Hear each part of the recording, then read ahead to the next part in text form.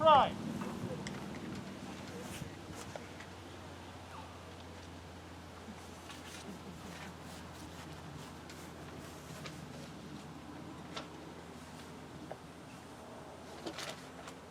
Piece is ready to fire. Prepare to fire.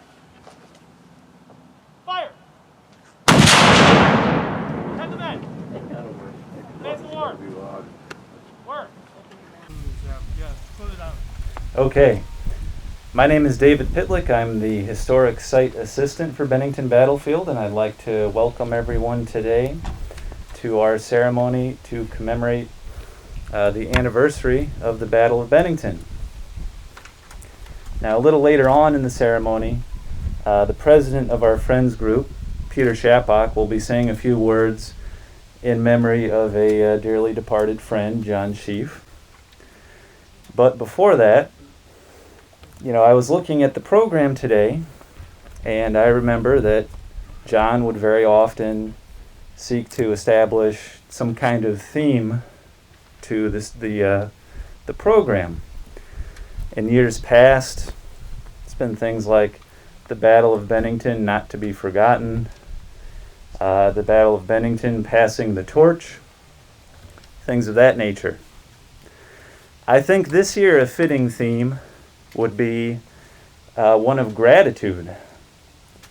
Now, it may seem somewhat counterintuitive, given everything that we're dealing with.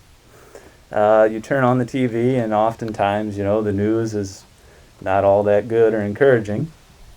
But we have quite a bit to be thankful for, particularly at the battlefield.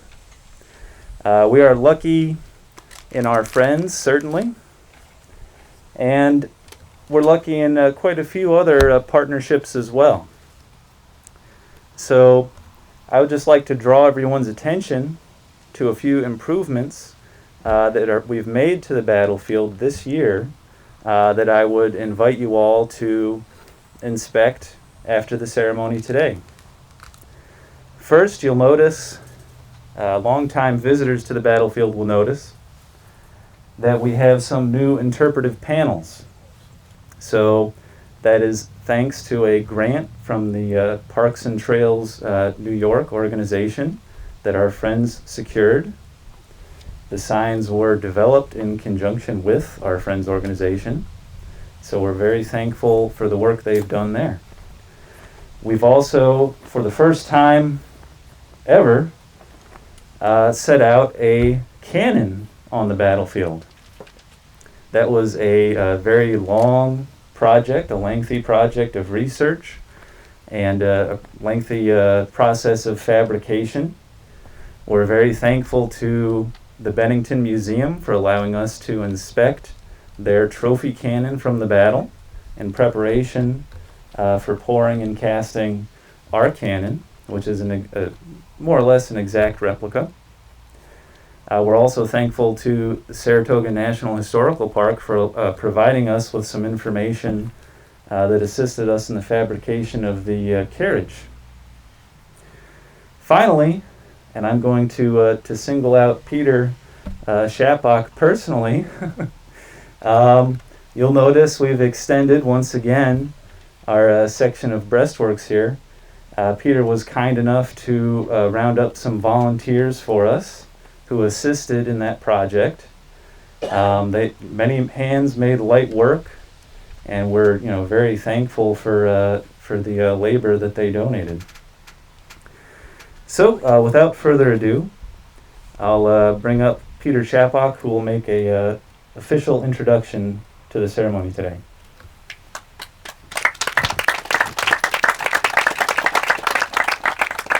Thank you, David.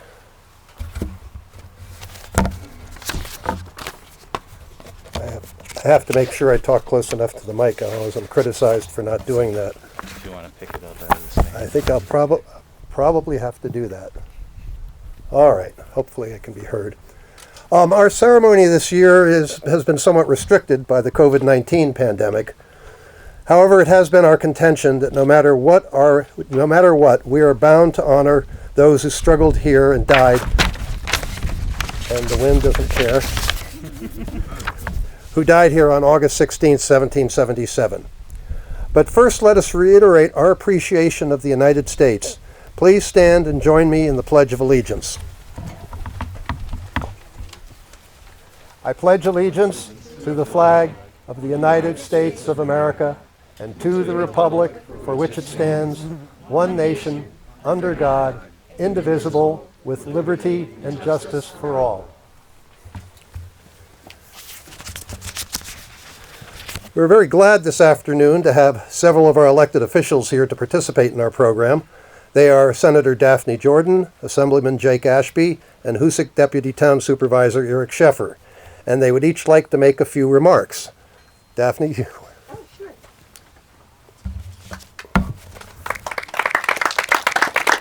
Oh, it's wireless. Okay. I think I'll put it in.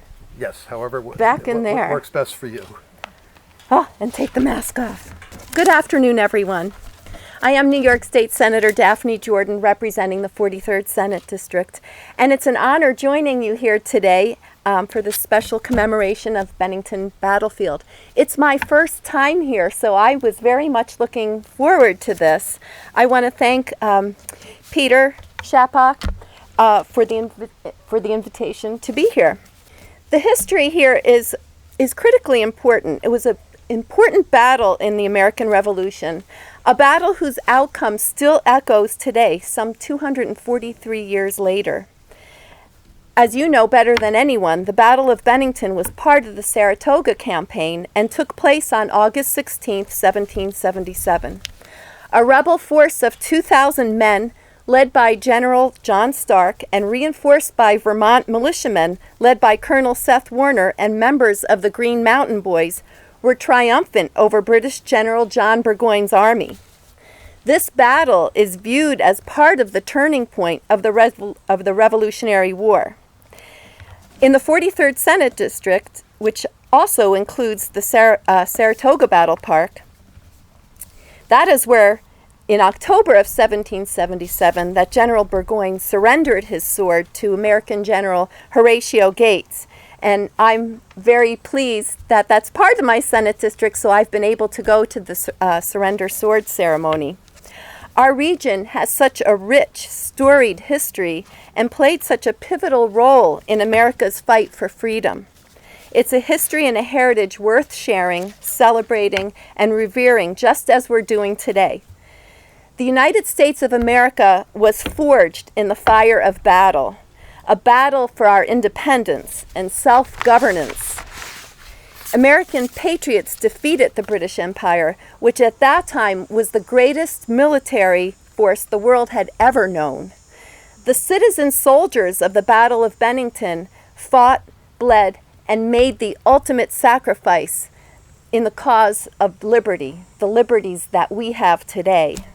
The grit, strength, courage, and resolve of these American heroes was on full display. 243 years later, we are reminded of the courage and fortitude of the citizen soldiers of America's armed forces who continue to serve our nation and defend our freedom.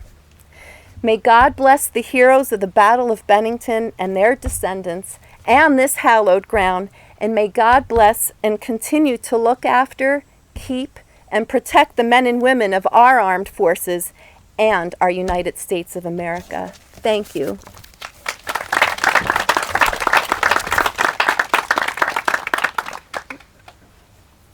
Assemblyman Ashby?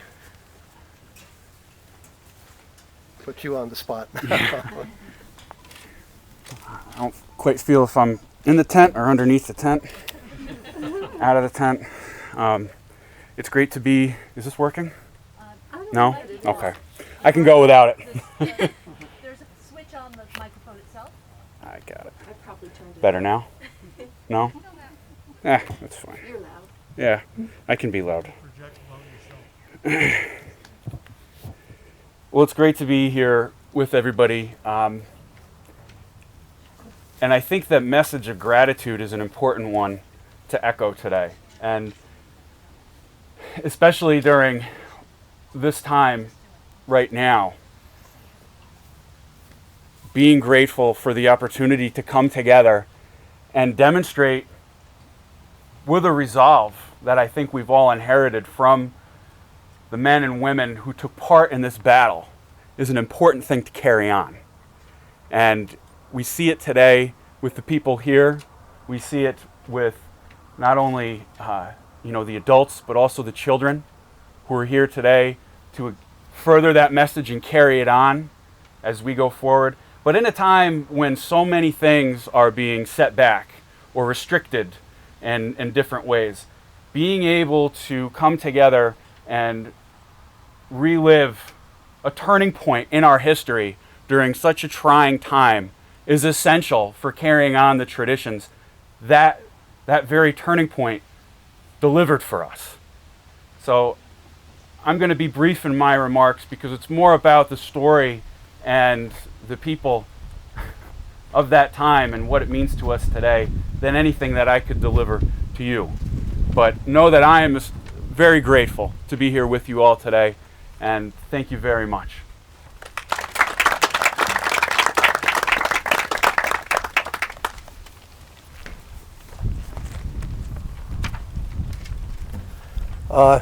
Deputy Supervisor Eric Sheffer, Deputy Supervisor of the town of Hoosick. I think I'm going to follow suit and take this thing off too. On behalf of the town of Hoosick, Hoosick Town Board, we'd like to thank the Friends of the Bennington Battlefield for everything you guys do, as well as the Town of Hoosick Historical Society, and also the New York State Parks and Rec and Historical Preservation. Without you guys and everyone here that's doing what you do, I know this is just one day, but a lot of you all do this stuff regularly, and you put a lot of time and effort in, and we really appreciate it. In Hoosick, we're really lucky for a lot of reasons, of course, but we have a super rich history, not only of events that have happened, like the battle, but also other things, whether it's inventions or people that have come out of Hoosick. It's easy for us to talk about our history and to live it, but the reason we can kind of live it and learn is because of the work that a lot of you do, and we're always grateful that we can enjoy that with you and also bring that on to the next generation. And it's funny, I've been up here a bunch of times, but I guess life moves quick because I haven't been here in probably over a decade, and it's there that goes. I'm not far from home, and it's great that we have these events to come out to kind of cherish what it was in the past, but keep it moving into the future. So again, on behalf of the town board, we really like to thank everybody involved. I know a lot of hard work goes into it. Obviously this year is extremely tough, but there's been a lot of events lately where people have really come together and still turned out some really good things. So thank you.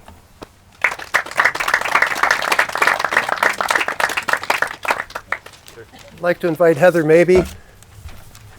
Where is Heather? There she is. Okay. Heather has been instrumental with a lot of issues with New York State Parks, and I will let her instead of me. Good afternoon, everyone. And because Peter doesn't want to go into my long title, I figured I would just do it for him. I am the chair of the Commission for the Saratoga Capital District Region for State Parks, Historic Sites, and Recreation. So I am flattered to be here. I love being here. This is an event we do not miss. My husband, who is here also with the SAR. And as you see, I'm wearing all these medals. This has nothing to do with me being part of the commission. This has me being part of the Daughters of the American Revolution. And I know we have some other sisters of the Daughters of the American Revolution here with us today. And we just believe in the history and recognizing our history and remembering our history.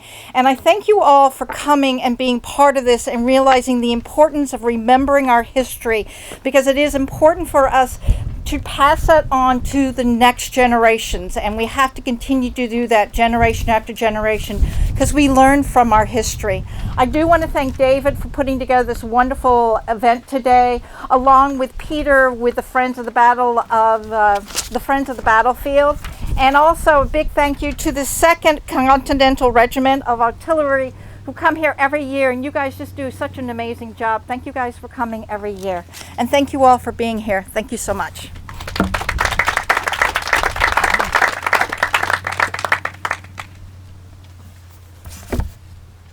Is it working? Yes. Okay. I'll just go up. Just has to be very close. All right. At this time, we would like to honor two of the founding members of the Friends of the Battlefield who sadly have left our ranks. Paul Loading, who passed away in 2016, and John Chief, who died earlier this year. Both men were active members in the Walloomsac chapter of the Sons of the American Revolution and were instrumental in establishing this remembrance ceremony that we hold now each year. I would like to ask if you could all stand as we salute their memory. Prepare to fire! Fire! Head to net. Net to work. Work.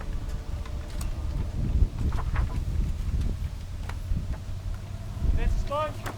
Sponge. Advance the cartridge.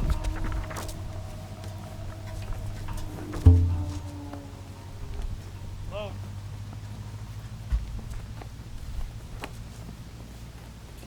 Ram down cartridge. Pick and pry.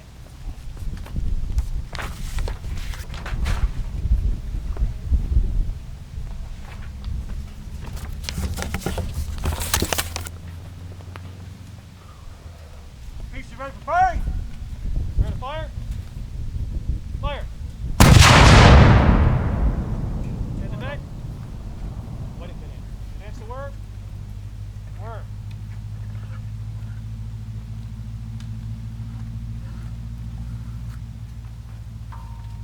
Advance the sponge.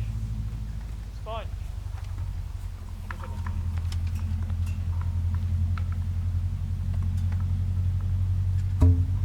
Advance the cartridge.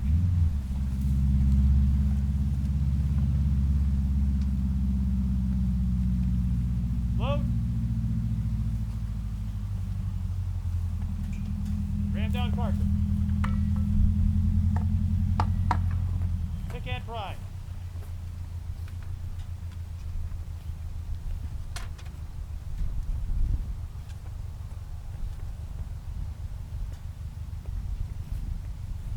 Piece ready for firing. Prepare to fire.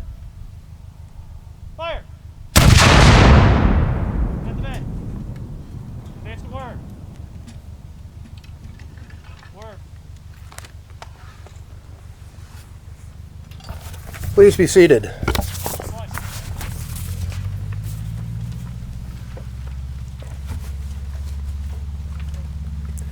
To remind us of what exactly happened here in 1777, we have two history students, Michael Plush of the Hoosick Falls Elementary School and Claire Shapock of the Berlin Elementary School, who will read from some of the original person accounts of that maelstrom that became known as the Battle of Bennington. It will be narrated by Ingrid Shapock.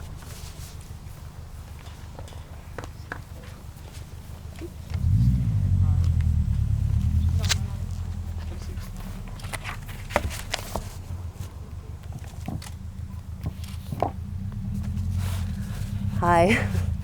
243 years ago today, a bitter conflict took place on these grounds. Men fought with great passion and courage for what they believed to be a just and lawful cause. Tough militiamen from Vermont, New Hampshire, Massachusetts, and New York came here to stop an invasion brought on by a king they no longer accepted as legitimate. Other militiamen, mainly from local communities here in New York, came to support what they considered the legal and just rule of king and parliament.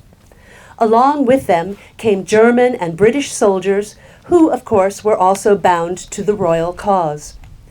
General John Stark of New Hampshire was in command of the Patriot troops who gathered in and around Bennington in anticipation of an invasion of British forces.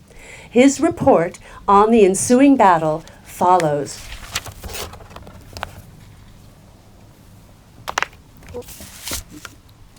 Gentlemen, I congratulate you on the late success of your troops under my command.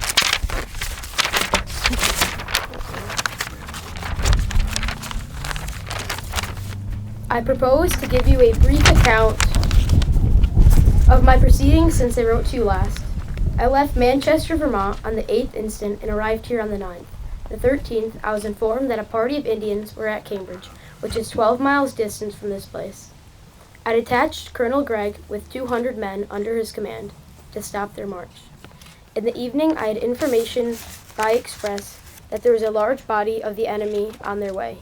With field pieces in order to march through the country, the 14th, I marched with my brigade and a portion of the state militia to oppose them and cover Gregg's retreat, who found himself unable to withstand their superior numbers.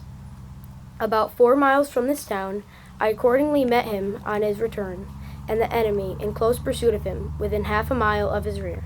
But when they discovered me, they presently halted on a very advantageous piece of ground.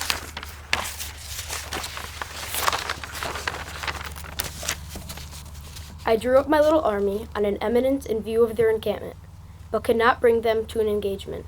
I marched back about a mile, and there encamped. I sent a few men to skirmish with them, who killed 30 of them, including 2 Indian chiefs. The 15th, it rained all day. I sent out parties to harass them.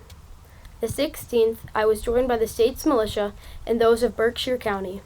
I divided my army into 3 divisions and sent Lieutenant Colonel Nichols with 250 men on the rear of their left wing, and Colonel Herrick on the rear of their right.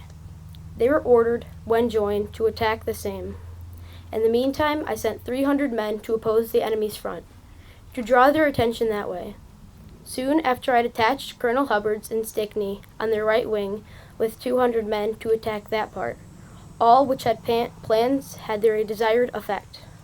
Colonel Nichols commenced the attack precisely at 3 o'clock, which was followed by all the rest. I pushed forward the remainder with all speed. In a few moments, the action became general. It lasted about 2 hours and was the hottest engagement I have ever witnessed, resembling a continual clap of thunder. Our people behaved with the greatest spirit and bravery imaginable. Had they been Alexanders or Charleses of Sweden, they could not have behaved better. Finally, through superior courage and conduct, our people forced their breastworks and the muzzle of their guns, took 2 pieces of brass cannon with a number of prisoners. But before I could get them into any proper form, I received intelligence that there was a large reinforcement of the enemy within 2 miles of us on their march. But luckily for us, Colonel Wunner's regiment came up, which put a stop to their career. The rest of my force soon rallied, and in a few minutes the action became very warm and desperate, and lasted until night. We used their cannon against them, which proved of great service to us. At sunset, we obliged them to retreat a second time. We pursued them until dark, when I was obliged to halt for fear of killing our own men. With 1 hour more of daylight, we would have captured the whole detachment. We recovered 2 more pieces of their cannon, together with all their baggage, a number of horses, carriages, and etc. We killed upward of 200 of the enemy in the field of battle. The number of wounded is not yet known, as they are scattered about in many places. I have thus captured 1 lieutenant colonel, since dead, Colonel Baum, 1 major, 7 captains, 14 lieutenants, 4 ensigns, 2 cornets, 1 judge advocate, 1 baron, 2 Canadian officers, 6 sergeants, 1 aide-de-camp, 1 Hessian chaplain, 3 Hessian surgeons, and 700 prisoners. I enclose a copy of General Burgoyne's instructions to Colonel Baum, who commanded the detachment that engaged us. Our wounded are 42, 10 privates and 4 officers, belonging to my brigade, 1 dead. The dead and the wounded in the other corps I do not know, as they have not brought in their returns yet. I am, gentlemen, with the greatest regard, your most obedient and humble servant, John Stark, Brigadier General Commanding. P.S. I think in this action we have returned the enemy a proper compliment for their Hubbardson engagement.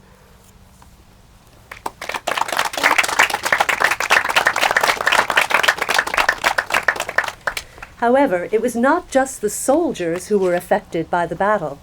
A few days later, Elizabeth Gage wrote the following words to her husband, who had been in the fight.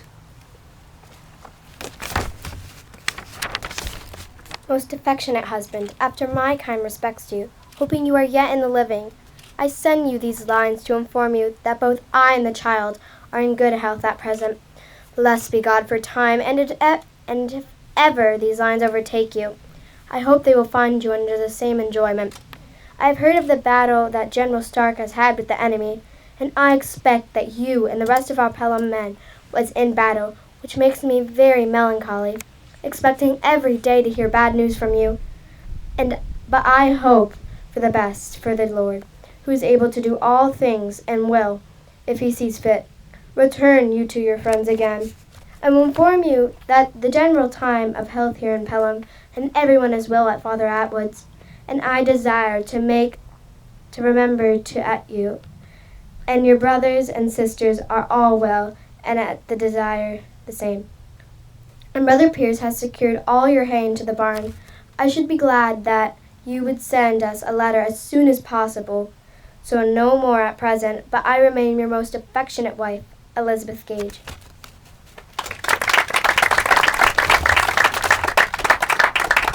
Hannah Wheeler of Lanesboro included the following in her pension application when she was 92 years old. My husband was gone from home so much on alarms that I wanted him to resign. He did, but the company chose him again, and he served till war was over. He was in the Bennington battle, and 4 men in his company were killed, and 2 of them had families. It was rumored that he was killed, and when he returned, I cried. He asked me if I was sorry, but I told him I was crying for joy. He brought home some Hessian officers to our house, and I declined shaking hands with them, but I got them victuals.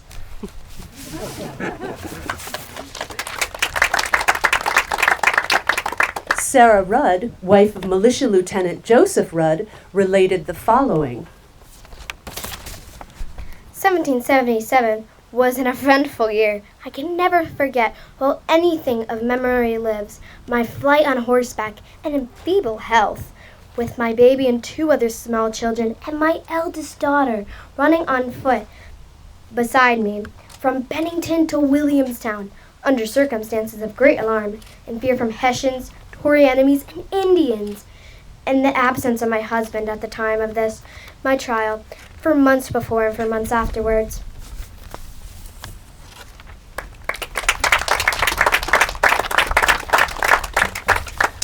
While the Battle of Bennington gave great encouragement to the American cause, everyone knew that the road to final victory would be a long one. Joseph Rudd, whose wife you've just heard from, wrote the following 4 days after the battle. We met with a great deal of trouble on the 16th instant. Myself and Brother John was preserved through a very hot battle. We killed and took according to the best account we can get about 1,000 of the enemy. Our loss was about 30 or 40. We marched right against their breastworks with our small arms, where they fired upon us every half minute. Yet they never touched a man. We drove them out of their breastworks and took their field pieces, and pursued and killed great numbers of them. We took 4 or 5 of our neighbors. The bigger part of Dutch Huzik was in the battle against us. They went to the regulars a day or 2 before the fight. Whilst I was gone, my wife and children went off and got down to Williamstown. After I got home, I went after them and found them to Landlord Simmons. I have got them home again. My wife was very much tired out. She had 4 children with her. Belindy was forced to run on foot. We soon expect the enemy will come upon again, and what I shall do with my family, I know not.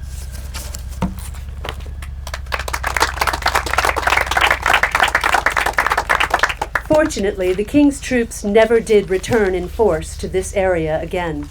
The action here, at Walloomsac, severely inhibited General Burgoyne, and 2 months later, he was forced to surrender his army at Saratoga.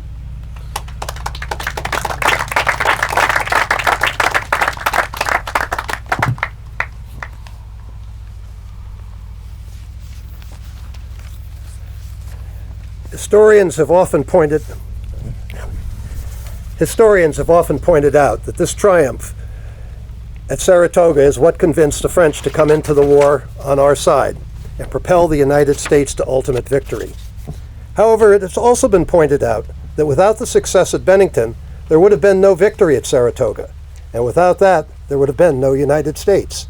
We will be doing the wreath laying, and we'll start with Heather Mabey of the Saratoga chapter of the DAR.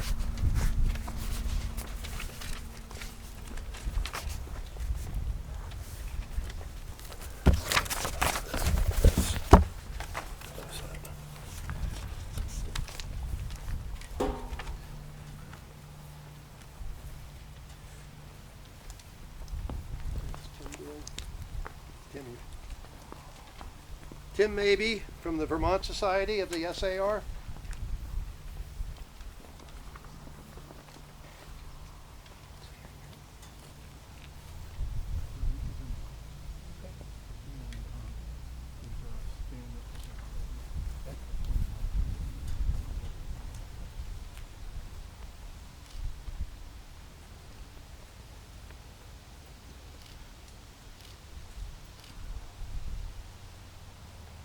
And Mary Lou Chakotay of the Bennington Battle Monument.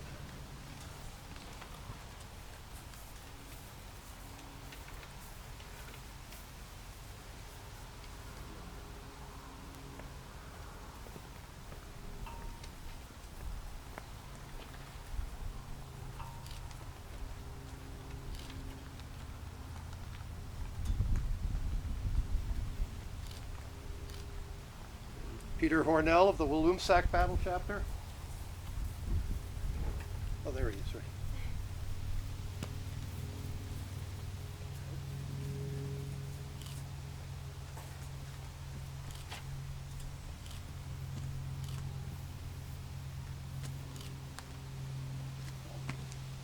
And Dwayne Booth of the Empire State Society of the SAR.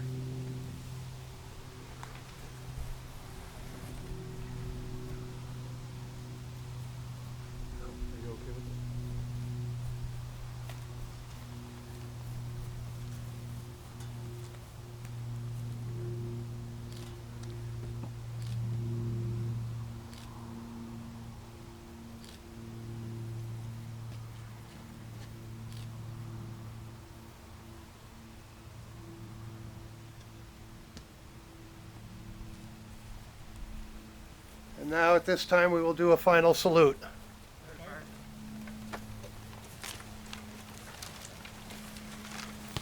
Turn fire! Fire! Hit the bed. Hit the word. Word. Hit the sponge. Sponge.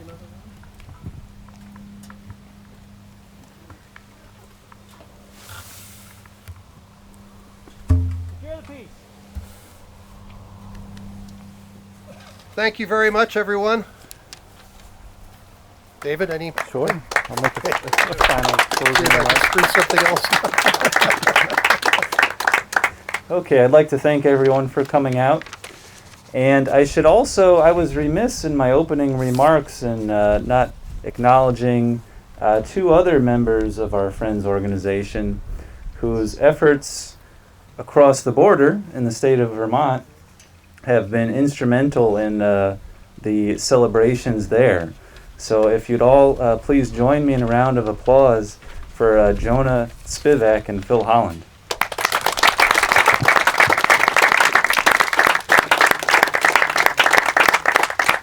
Well done. They were saying they heard the fireworks in Hoosick last night, so